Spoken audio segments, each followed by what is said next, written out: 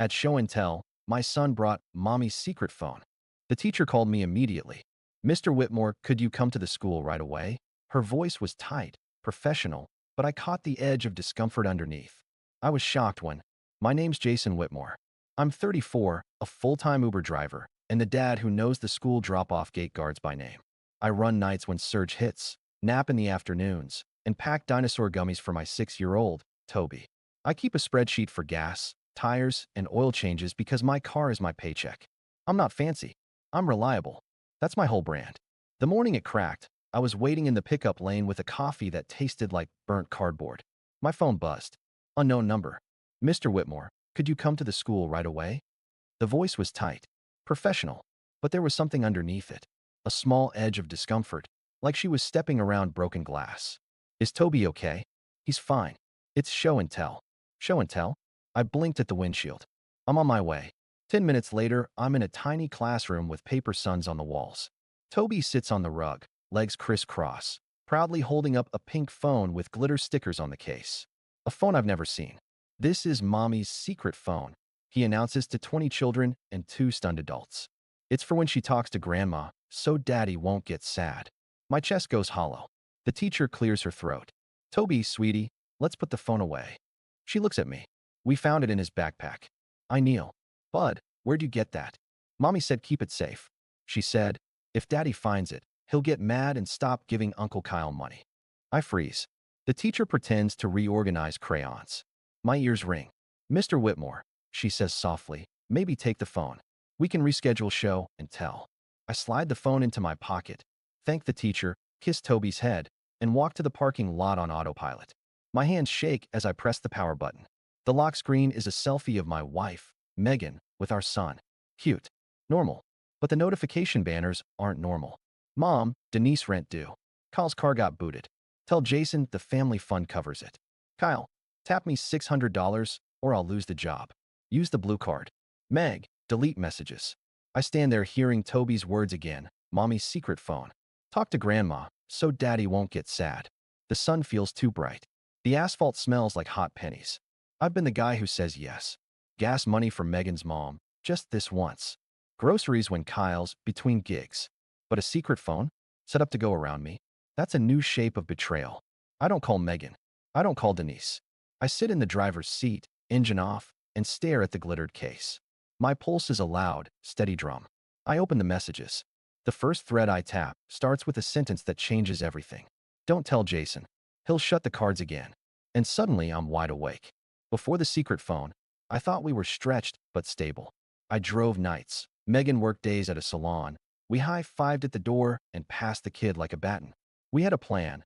Pay off the last $3,200 on a credit card, build a cushion, maybe take Toby to the beach next summer. Nothing fancy, just not drowning. The history, though, the real background, goes like this. Megan's mom, Denise, believes money is a group project, and by group, she means me. She says things like, we're family, Jason, whenever her car needs tires. Kyle, her 30-year-old son, is the type who almost had a deal every week. Crypto once, then sneakers, then a mobile detailing empire that was just a vacuum and an Instagram. I used to push back. Megan would get that tight look. They're my family. I'm your family too. I know. I'm just asking for help this month. A lot of months turned into years. I told myself it was temporary. I told myself I was being kind. I told myself it would come back around. It never did. I tried rules. No cash. Groceries only. Gas only. They found the edges and pressed. Just put the bill in your name for a minute. Can you co-sign? It's just for the deposit. We'll Venmo you Friday. Fridays came and went. 2 winters ago, the real mess started. My Corolla needed a new transmission. I took a week off Uber, ate noodles, sold old speakers. Kyle crashed on our couch for a couple nights. When I got back on the road, my glove box was light. The gas card was gone. Kyle, I said, holding up the empty slot. He shrugged. Oh, I borrowed it. Family card, right? It's not a family card. Megan stepped between us. Jason, he had a job interview. He said he'd fill it tomorrow. Tomorrow never came. I canceled the card and set alerts. For a while, that worked. Then tiny charges slipped through on the other card. $12.99 here. $4.99 there. When I asked Megan, she'd say dismissive stuff like, it's a subscription we needed. Needed what? I was too tired most nights to fight. The secret phone shows me I should have fought. I sit in the car outside the school and scroll. The threads aren't one-offs. They're a whole side life. Denise, tell him Toby needs new shoes. He'll say yes faster. Megan, he's on a bad night shift. Serge was weak. Try Sunday. Kyle, I can't get locked out again. Give me the blue card numbers. I'll only use $200. Megan, $200 max delete after. Another thread makes my stomach drop. Screenshots of my bank app. Username. Partial password hints. Security answers that only Megan would know. Me, why do you have my login saved on this? I say it out loud to an empty car like the phone is going to answer. There are photos, too. My debit card, both sides, next to Toby's Lego dragon. A note under it, going to pay mom's rent. He won't notice until Monday. I scroll back months. Rent. Tow fees. A bail bond fee for someone named Jace's friend, which, fun twist, is not me. The amounts aren't huge singly. $80, $140, $300. But when I tally them in my head, it's thousands. My thousands. Uber nights. Oil changes. Tires. Hours I didn't tuck my son in because I was chasing Serge. The worst part isn't even the money. It's the tone. Denise. He should be grateful he has a family to help. My generation had husbands who did their duty. Megan. He gets weird about money. He thinks everything's a spreadsheet. Kyle. Tell him it's for Toby. He melts when you say it's for the kid. I sit there and feel this cold thing spread through my chest. I'm not a man to dramatize. I change oil at 5,000 miles and buy brake pads on sale. But right then I understand what betrayal feels like in the body. It's quiet and heavy. I try to give Megan the benefit of the doubt. I scroll for one message from her that says no.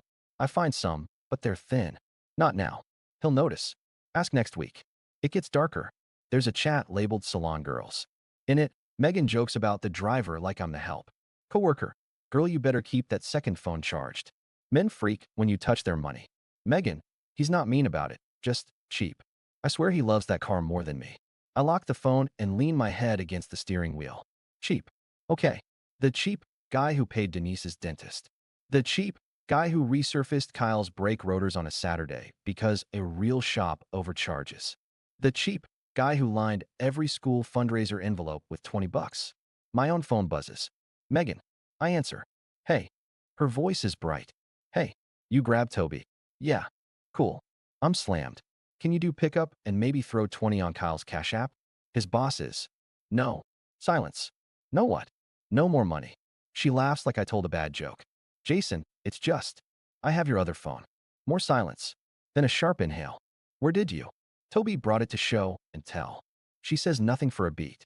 I can hear salon dryers in the background. A coworker laughs at something. Megan's voice drops. Jason, don't go through that. I already did. Her tone flips to defensive fast. You're invading my privacy. It's my money. It's our kid. It's my cards. You always make it about you, she snaps. This is why I didn't tell you. Mom needed help. Kyle needed help.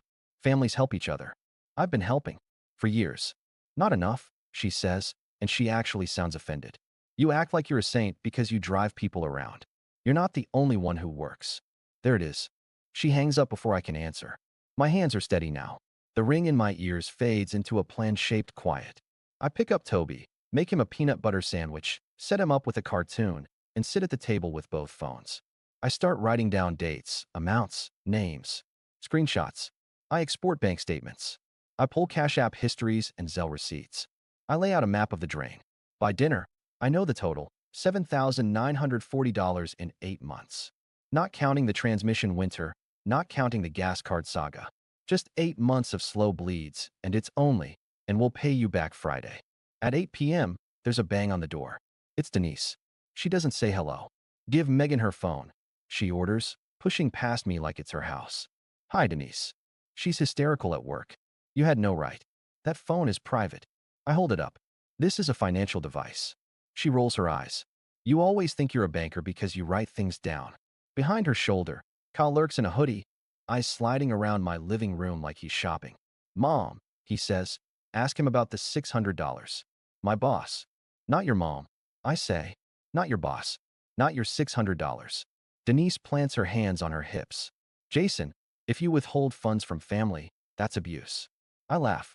It's not a nice sound. Abuse. You heard me. Men who control money control their wives. I won't let you do that to my daughter. I look at Toby, peeking around the hallway corner. I keep my voice flat. Get out of my house. Denise's mouth opens and closes like a goldfish. Excuse me. Out. We'll talk tomorrow. Kyle mutters something about ungrateful. I shut the door on both of them and stand straight for the first time in months.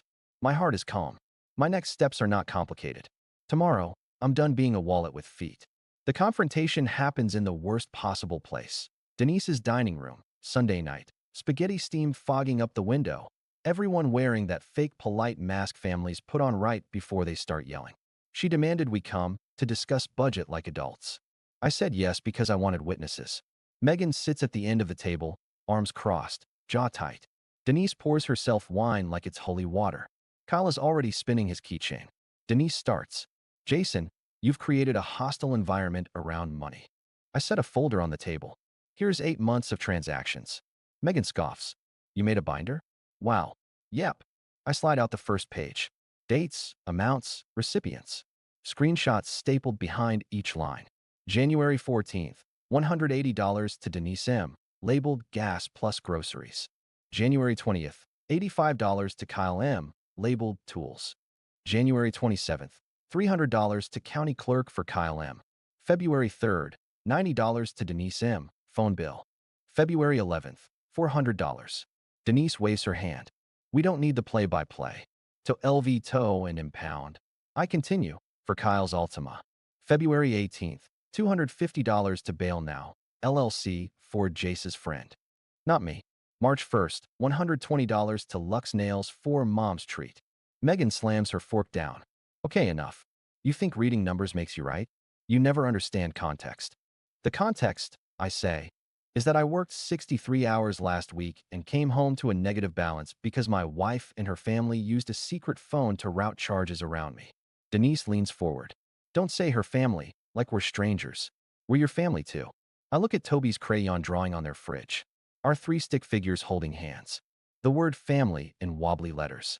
My throat tightens, but my voice stays even. I'm setting boundaries. Kyle laughs. You?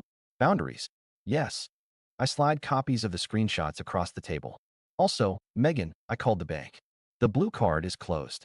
The debit cards are reissued. The joint account is separated pending review. Effective tonight. Our household budget is for our household, not outside requests. Megan's face flushes. You can't just. I can. Denise grips her wine glass. You're punishing all of us because you're insecure about being a driver. That's small. Something clicks for me. The cheap jabs. The jokes in the salon chat. The way they say driver, like it's a demotion. I feel anger rise. But it's level, not hot. I make honest money. I say. I pay for my kids' school shoes and the tires that keep strangers safe at 2 a.m. That's not small. Denise snorts. Spare us the speech. Okay, I say. Then facts. I open another sleeve. There's an attempted login to my bank at 2:13 a.m. from Denise's IP address. There's a Cash App to Kyle minutes later. There are texts on the secret phone. I tap the glitter case on the table, saying, don't tell Jason. He'll shut the cards again. Megan stands up. Stop calling it secret. It's my privacy. Your privacy doesn't include my routing number. Mom needed rent, she fires back. Kyle's car got booted. What was I supposed to do?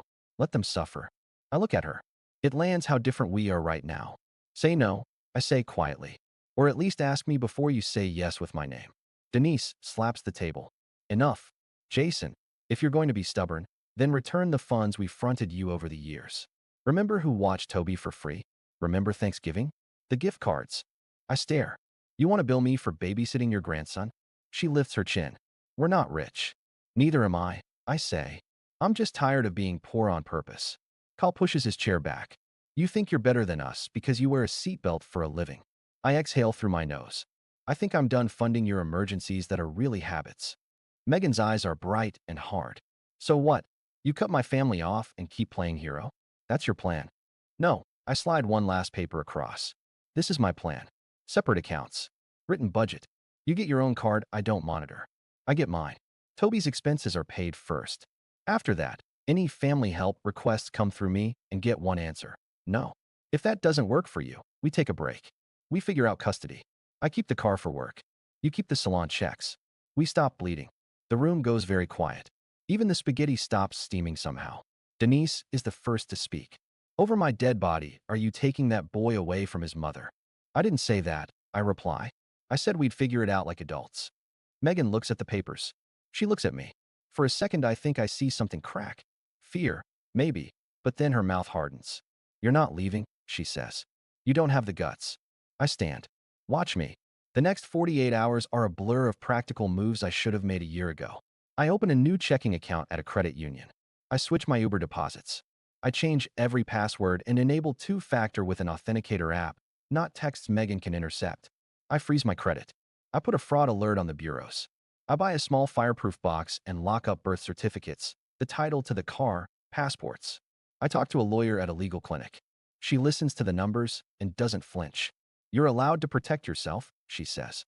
You're also allowed to say no to adults who should manage their own lives.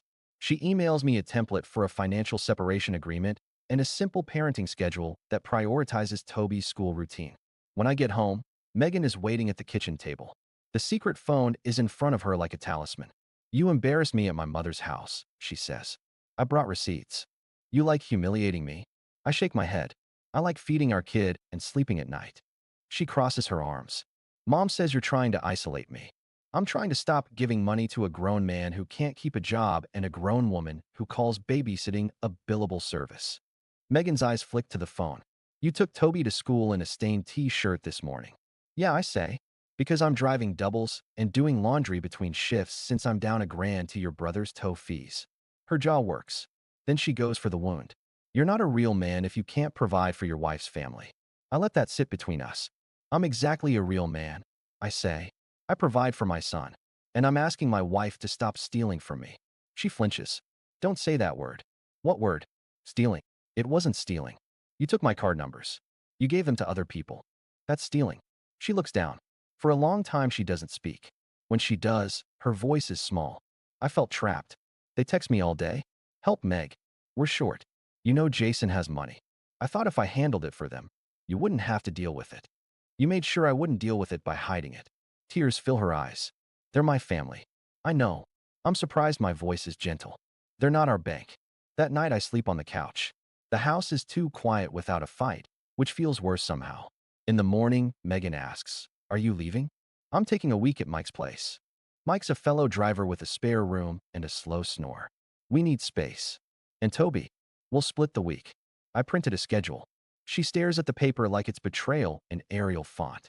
My mom is going to freak. She already did. Mike's spare room smells like lemon cleaner and coffee.